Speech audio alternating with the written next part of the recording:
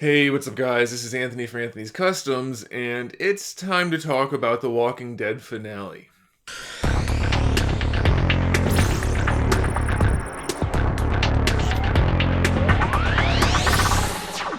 So, this season has been rocky. It's been kind of like a roller coaster. It started out not my cup of tea. Well, it started out okay. It started out okay in the beginning, then it went really downhill for me. And then for the second half of the season, give or take, it was a really solid season. I liked it for the most part. There was a lot of good stuff in it, not so much of them telling us what's happening rather than showing us, so that was a good thing. And somebody mentioned that in one of the comments, and I'd like to touch on that briefly. Just briefly, because I know you guys have precious little time for YouTube videos about TV shows. He mentioned that, I assume it was a he, mentioned that in this show, sometimes, and what happened for most of the early part of this season, they spent a lot of time literally telling us stuff, which that doesn't work. It doesn't work well for a show. It's not what's entertaining. In the second half, they actually showed us stuff. The dialogue was there to support everything. It was a nice balance of dialogue and exposition and action and acting and everything. It was a well-balanced second half of the season. That's why it was so much better. And then it was all building up. We knew what was going to happen. We knew it was all about the Saviors, and it was going to lead into Negan. All right, everybody knew that. We were excited for that, and we figured we had a general idea of where the story was going. And so, leading into this final episode, which was an extra long hour-and-a-half episode, after commercials, it was like a full hour of actual filming, of actual TV to watch. So we assumed, most of us, I expect most of us assumed, that this was going to be a very intense, action-packed, not necessarily action in terms of explosions, but action in terms of things happening. It was building up to that climax where Negan shows up, which many people wanted earlier. And I personally, I was okay with the second half. I thought it was paced well enough that if Negan only showed up at the very end, that'd be fine. And that's what happened. We had an hour-and-a-half episode, and the first hour was essentially nothing. Not much happened. So let's talk about that first, and then we'll talk about that last 30 minutes, last 20 minutes of actual show. So, mostly, nothing's really going on. We know that Maggie's got some kind of problem. Her stomach started hurting at the very end of last week's episode, and now she's really bad. We don't know what's going on, but she's got a fever. She looks basically dead. So something's really bad. We have to get her to Hilltop because dumb doctor lady Denise got herself killed previously by doing dumb stuff. Which we'll come back to that because there's plenty of dumb stuff to talk about. So they have to get her to Hilltop. So basically all of the remaining named main characters, and by named I mean like the real main characters, not just like Spencer and people nobody really cares about. They decide, well, let's get in the RV and we're all going to go to Hilltop. Because reasons. They have no reason to expect the problems that they're going to be facing. Not really, not specifically anyway. But that's what happens. So we already have half of our main cast captured by the Saviors. And the rest of the people, we're all going to go out there and leave Father Gabriel and Spencer and a few other of the scrub C-listers to defend Alexandria. Not the wisest choice, but we can move on from that. So they all leave. You have to get Maggie to Hilltop. The first path they go down gets blocked off by the Saviors. A small group. A manageable group if they handled it properly, but all of a sudden they're not. So in order to explain what I want to talk about for these, I'm going to backtrack a little bit in just general terms. The whole Rick deciding to fight the Saviors in order to help Hilltop and work with Hilltop, not necessarily a bad idea, but very poorly executed. They didn't do any scouting or research or anything. They just started a war thinking, maybe a little bit too overconfidently, that they could take care of it.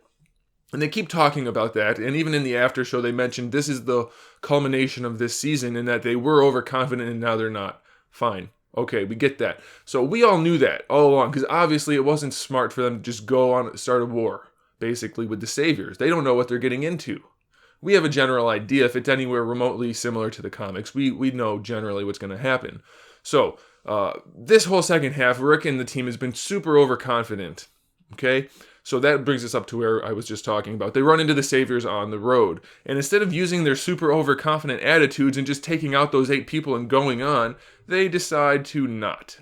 And realistically speaking, if the Saviors wanted to open fire, Rick's team would have been gunned down almost instantly because they didn't do anything tactically at all. They just all walked out of the RV, which wouldn't have protected them from the fire anyway, but at least they could have made them harder to shoot at. But luckily, the Saviors didn't want to kill them, and they explained that later on. So Rick's team drives away. We can't go this way, we'll drive away.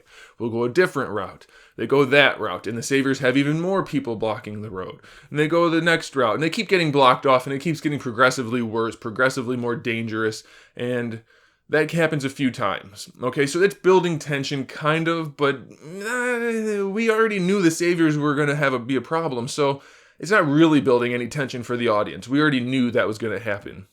So this happens, I think, 4 times. It might have been more or less. I don't know. It was like 4 times roughly. They keep getting blocked off. And then finally they decide, well, you know what? We'll leave the RV. Eugene can take the RV and get himself killed, most likely. And we'll just carry Maggie the rest of the way, which is many miles, through woods at night. They had no choice. So, okay, that makes enough sense, I guess. The Saviors will be following the RV and we'll make it through the woods. Well, apparently the Saviors have scouts everywhere because they found them. Okay, they had already got Eugene, so maybe that's how they knew to look in the woods. Doesn't really matter. That's not the point. Everybody gets captured. Everybody. Okay, and this is finally at the hour mark. It took a whole hour, basically, for them to get captured. Nothing really happened all along, other than some really awkward dialogue. Like Rick saying, we can do it. He's talking to Maggie. We can get you there because we're all together. Sans all the people that already got captured. We're all together, we can do it. We can do anything. Which is like, no, you can't. You're just a few people with guns. If these people have even slightly more people with guns than you do, you're going to end up losing because they're waiting for you. It's easier to defend than it is to attack, whatever. It doesn't make sense. We know that. This is a dumb plan all along. The entire second half. Not smart on their part. So it's going to culminate in them getting their butts kicked, most likely. Turns out that's what happens. So they get captured. Everybody except for Morgan and Carol, we'll get to that, even though it's super minor detail. So they all get captured, and now we're at the part where there's way too much talking going on, not really progressing anything, and then Negan shows up, and everybody's, woo, Negan! I assume most people liked this portrayal of him. You know I don't read the comics, but Jeffrey Dean Morgan did, as far as I could tell, a cool job. He did a good job of that bad guy. He was likable, and still somewhat menacing, and by somewhat I mean like, this guy's kind of nuts, but he's also kind of detached, and he's kind of crazy, kind of like, it's a very interesting character. And they got the look down, other than him being particularly skinny compared to the comic book version, so that was cool. And then most of what he said was cool too, like that was a good, that was building tension. All of the tension prior to that was it was like faux tension. It didn't really work. I mean, we knew they were going to run into the Savior, so it was just like, get on with it. Let's go. Let's get to the meat. We don't need to eat these veggies anymore. Meat. So they get to the meat. Negan comes out and he goes through this speech, which you could argue went on for a little bit too long. They spent too much time trying to make it unclear what was going to happen. So that was a little bit of an issue, but still generally a good speech. And by the end of it, it was pretty intense because we knew, we didn't technically know, but we knew what was going to happen. He was going to bean somebody in the head. He was going to get Lucille dirty. And so he does that. It culminates to that. We don't know what's happening because it's cutting between all of these different people. They're all super emotional. Great acting, by the way. Technically speaking, all of the individual components of this show are really good at this point. It's kind of like the same thing with Batman versus Superman. Really good components, not put together in a way that's actually conducive for the audience to like it that much. So he ends up choosing who he's going to kill. We don't know who, and supposedly none of the actors know who at this point. Nobody knows, except for maybe the people in charge, but they haven't said. And he decides, okay, he swings. And then we see blood come down on camera, which to me felt a little cheesy, but still not the point, not a big deal. And he keeps swinging, and we hear crunching and gnashing, and it's just, whoever's getting hit is dead. For sure, unquestionably dead. Fade to black. That's it. That's it. So the entire payoff of this entire season, which was basically all building up the Saviors, building up that tension, Rick's team, they're killing bunches of them, so it's most likely when something does come to a head, it's going to be a problem. And that's not even, there's no, firefight or anything. It's all strictly storytelling, which is fine in this case. But without that payoff at the end, there was no payoff. Nothing. Nothing happened. We knew someone was going to die. We knew Rick's plan was dumb and that he was going to lose his power eventually, this power trip that he's going on. We knew that the saviors were going to come in and put an end to that. I mean, it had to. We can't just have... There's no story to tell if Rick's people just keep killing all these little groups of saviors and Negan doesn't do anything about it, so we already knew what was going to happen. So the fact that they built up to it and then showed it but didn't show it, it didn't give us anything. So the argument can be made, and there's two general theories or schools of thought on this. It's good that there's a cliffhanger, and the death and everything following that is going to be what the next season's all about. Makes sense, right? Sure. And then the other school of thought is this is a dumb, crappy cliffhanger because there was nothing given to us this episode. And had they given it to us, it would have made this episode good, and the cliffhanger would have been that now what? This person's dead. The Rick team is under Negan's control. They're going to have to be working for them, presumably. And so where are we going to go going forward? That's all the cliffhanger we really needed. Just like when... as I was saying it, I knew her name and I just forgot her name. Beth. When Beth died. Okay, it doesn't have to be every little bit pushed off until next season. Show us and then make us wonder where we're going from there. Not that that was the exact same situation, but generally speaking, it could have happened. They could have showed us, and then we can deal with that, and that's what we're wondering about next season. That's the school of thought I am attached to personally. I think that their choice of not showing us who died is simply a tactic to make sure viewership is up for the next season, and to make sure people are talking about the show. And then the thing that they mentioned that bugged me, I think, I don't normally watch the after show before I do these videos, but I did last night because I was just curious and I wanted to see Norman Reedus because I think he's a cool guy. Anyway, they said we left some hints in there so people can try to figure out who died. No, bull. You did not. There were no hints. I don't believe that for a second. I think they just want people to talk about it. I want the Twitter to trend. I want the Facebooks to Facebook. They want people to talk about the show, build up hype, get viewership up, and that's it. I don't buy for a second that this was about creative decision and meant for the storytelling to be better. I think it was strictly for the numbers. And that's what bugs me. I don't know how they could have done it otherwise. I mean, building up, I get it. It was slow. It not much happened, but I get it. And I get having a cliffhanger, but I think they did too much of a cliffhanger, and that's where the problem is. It wasn't technically a bad episode, but their decision for that cliffhanger,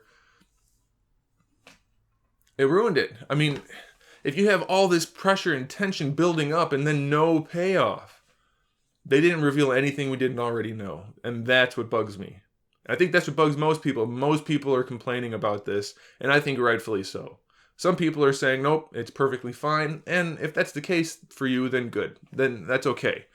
But I think it wasn't for the integrity of the story. I think it was for the integrity of the viewership. Numbers. Money.